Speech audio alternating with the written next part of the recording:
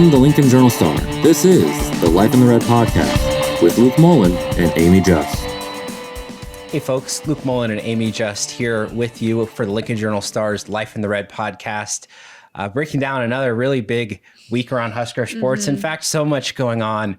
We're going to have to break it into two. If you're looking for all things Husker football, we're going to talk Dylan Raiola, of course, leaving, and the Husker Bowl game. That will be in a separate episode, but talking Husker hoops and the season-ending loss for the Husker volleyball team today in this episode. Of course, you know, we'll break it down, but man, what a gut punch for Husker volleyball, ending an incredible year. Yeah, they hadn't lost all season, and it comes down to a 5-setter that looked like it could have been a sweep against Nebraska. So incredible fight shown by them, and not just that third set, but that marathon fourth set that I thought would never end. I think my heart rate got up to like 145, I think is what my watch said, during those set and match point opportunities for both of the teams. I know that Nebraska fans are upset, rightly so, but that is one of the best matches of volleyball I've ever seen. Yeah, it was incredible volleyball, and just the way that it ended, obviously very difficult. We'll break that down, that Elite Eight matchup. But first, let's start with some Husker hoops. You know, some light, undefeated teams who have a long way to go before they get to the end of the road for the season. So really, you know, it's kind of a little bit of a quieter period around, you know, this Christmas holiday period for finals week. Yeah, exactly. A lot going on for the athletes themselves. So for the women, they're 11-0, up to number 23 in the AP Top 25. Their most recent action, 85-44 win over Illinois State. And final non-conference tune-up is this Sunday, 11 a.m. against Cal Baptist. Really, it's a lot of the same stuff we've been talking about for a week or two. I mean, they're shooting the ball well, and they're playing incredible defense. Yeah, and that's an Amy Williams team. I think they've scored over 85 or over 80, in like every game that they've played this season. Incredible offense, and it's been different people on different nights and afternoons, and that's been the fun part about it, is like you don't know who's going to go off, but somebody will, and it's been electric to watch. Yeah, a lot of scoring from a lot of places. So again, they're back in action on Sunday. Whereas the men, also 11-0, same record, but major boost in the top 25. They're 15th in the country after two big Big Ten victories. Very different in the way that they happened. I mean, first one, the dominance that they showed over Wisconsin at home. You wrote about kind of the Burke Buchanan gel moment. You know, I mean, that PBA crowd was so fired up. I mean, that was just, I think, kind of epitomized the best moments of Nebraska basketball so far this year. Yeah, that week. So let's rewind a little. You have Nebraska versus Creighton, a rivalry game that means so much to both sides. That's a lot of emotional energy, right? You have a conference rivalry game where there's so much emotional energy into that, and it's your Big Ten opener. And then you're on the road against Illinois, a team that has deep postseason aspirations, all in 7 days. That's bananas. Absolutely bananas. And for them to go through that week and win 2 of them by double digits and like not even close, just complete blowouts, and then to win the next one, a true road game, mind you, their first true road game of the season, and to win it like that, unbelievable. And they are rightly getting a lot of national attention for this. It's the first time since 1991 that they have been ranked in the top 15. Think about that. 1991. Yeah, I mean, it's the type of game that is really difficult to win in the big, like that's the type of game that very few Big Ten teams win, right? Going on the road to defeat a team like Illinois. That's a game that a couple of years ago, I mean, Nebraska, they'd have no shot in that game.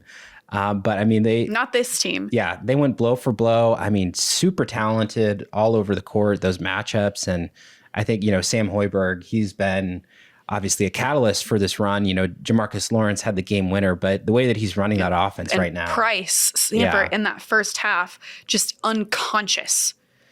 Like, he could have made just damn near anything in that game. And it was incredibly fun to watch. I cannot wait to keep watching them. I know it's back to non-con for these next 2 games with North Dakota and New Hampshire. But if you're looking ahead a little bit to the early stages of the year, hello, a date with Michigan State. Whew, I'm already ready for that.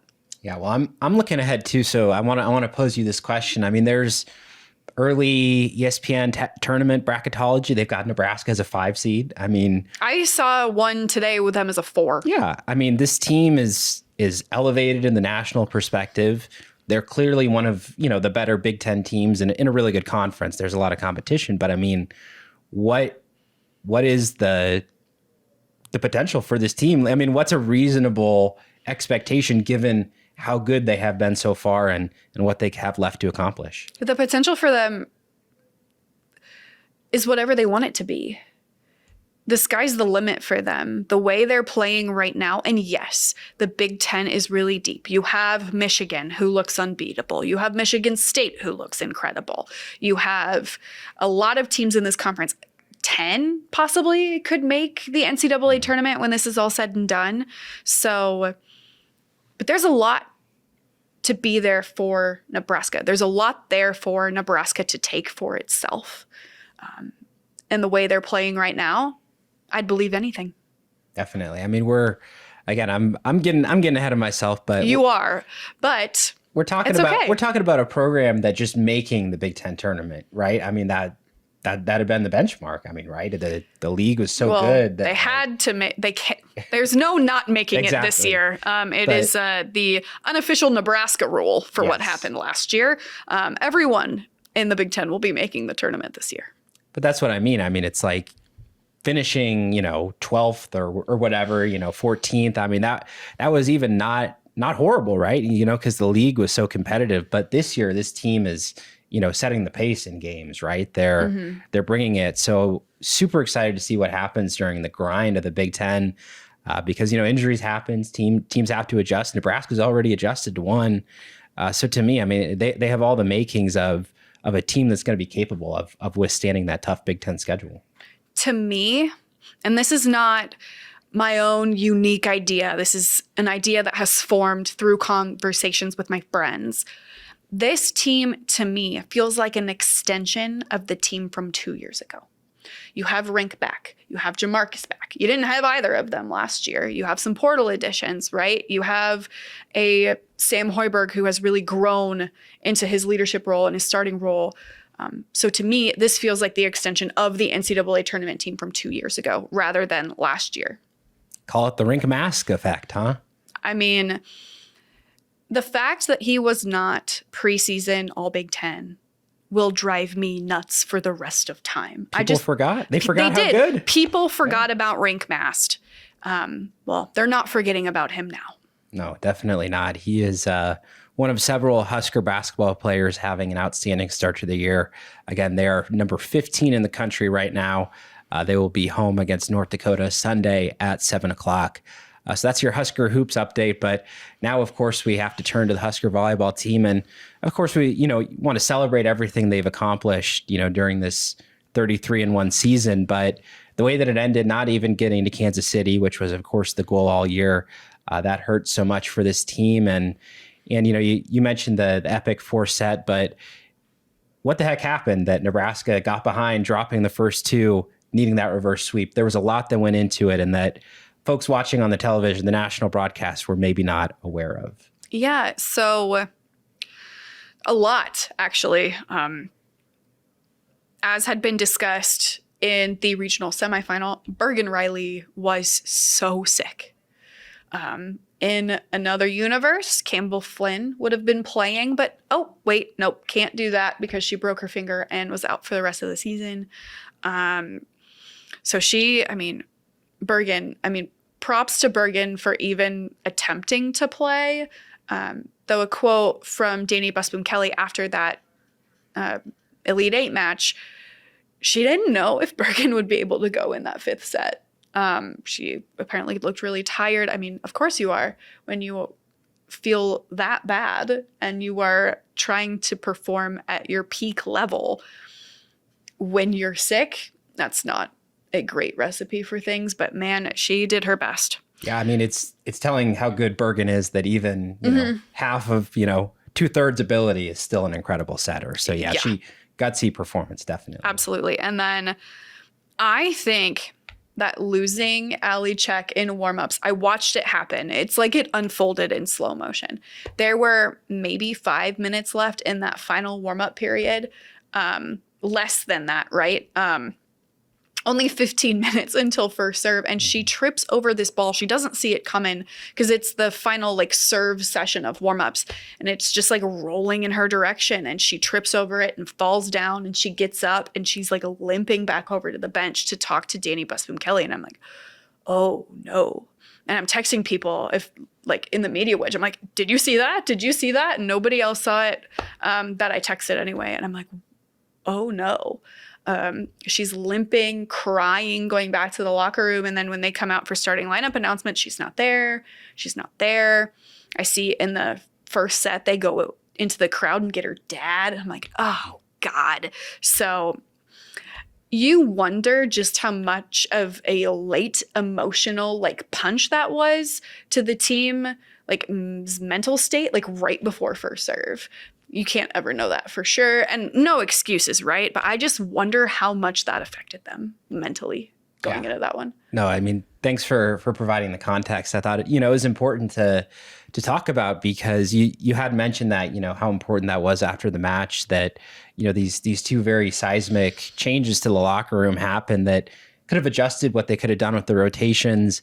And then you have the way that the match plays out too with, a very tall, athletic A&M block. They were giving so much trouble to Andy Jackson, who's, been an X factor for this Nebraska offense all year.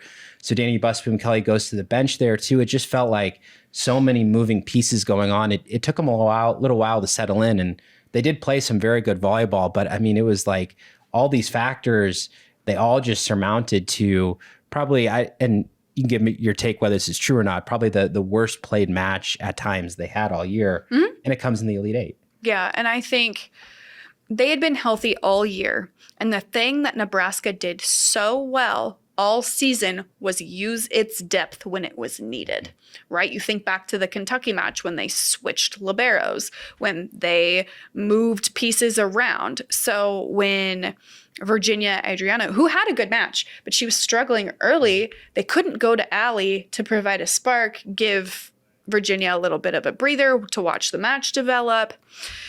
Same thing with Bergen. Bergen had been pulled at times this year in favor of Campbell in specific situations. And so, yeah, they did that with Andy going for Minaya, which I'm not surprised by that at all. I just wonder how many more moving pieces it would have been in a positive way had they had the depth to do it, because that's what made them so good all season. Yeah, this is why you have a big roster, of course, for moments like that. And really, one of the big things early was the serve receive. Yeah. That was such a big issue. And with Bergen's illness too, not being in system for all of that, and the hitting percentage was so low too. A lot of swings into the block. So that was difficult. I mean, Harper Murray was that, go-to outside hitter, and Rebecca Alec had a number of huge kills there. She was immense there in the middle, but really in terms of the player who's going to hit through the block, Nebraska just couldn't get that done. Yeah, the block really affected Andy Jackson. So when she was hitting into the block, she tried to change things up to go around it, but that meant that her swing wasn't as lethal, so the floor defense could pick it up, or she was hitting it out of bounds. So it's just unfortunate that it happened that way. I still think Andy is an incredible player. Every volleyball player has rough games, and that was one for her. She was still first-team All-American today, as it was announced, as was Bergen and Harper, and second team for Rebecca Alec, which is so deserved. She had a great season. I think she and Bergen both benefited, I think, the most from the new Danny Busboom-Kelly coaching style. Yeah, and I mean, as we reflect on this, Nebraska loss, obviously it's, through a Nebraska lens, but like A&M, hats off to them. First off, for the match that they played to beat Louisville to get into that opportunity. And, it's difficult, like playing in the Devaney, like how loud that was for them to lose that 4 set and then go to win that 5th. I mean, that was a gutsy performance from A&M, and they deserve the Final Four opportunity. Yeah, after that match, absolutely. They're the first team to beat Nebraska in that building since 2022. Yeah. And speaking of the Final Four, it will be A&M against Pittsburgh and Wisconsin against Kentucky. Obviously, a lot of disappointed Husker fans. Some of them I'm sure, will still be down in Kansas City. Just real quick, what do you make of that Final Four? Any national title pick? I will say, remember when I said I think there will be a really big upset in the Elite Eight? I didn't expect it to be Nebraska, but I did end up being right, I guess. That's so tough. I think Kentucky will get the best of Wisconsin, and then Texas A&M Pitt is going to go 5, and it might be a deuce 5th set, and I have no idea, but it's going to be awesome. Yeah, I mean, you got to think Pitt's going to break through at some point, right? You would think. Surely. You would think. I don't know. So, some good volleyball to be played, certainly. Yeah, well, Pitt is trying every angle possible. Their head coach went on social media earlier this week to try to convince Nebraska fans to cheer for them. Yeah, we'll see how that goes, certainly.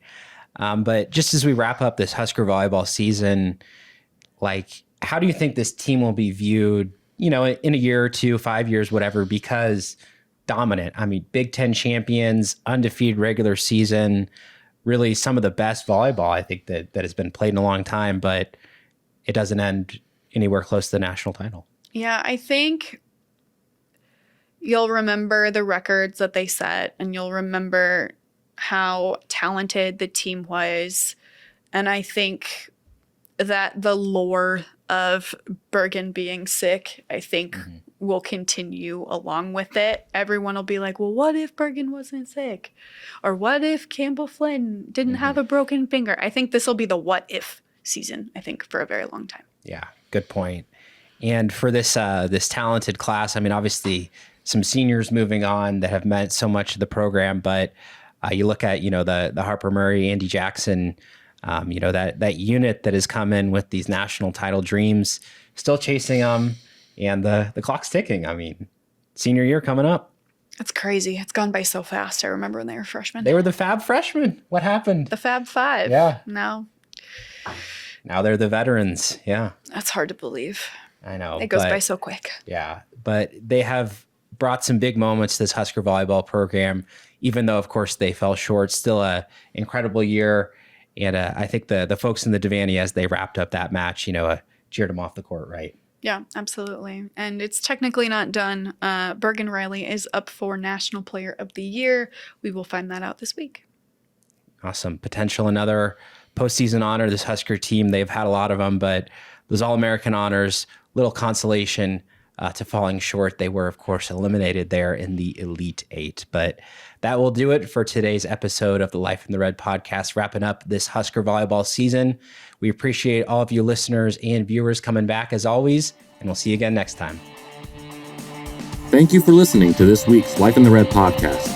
Our theme music is composed by Sasha Indy. The stories continue on journalstar.com.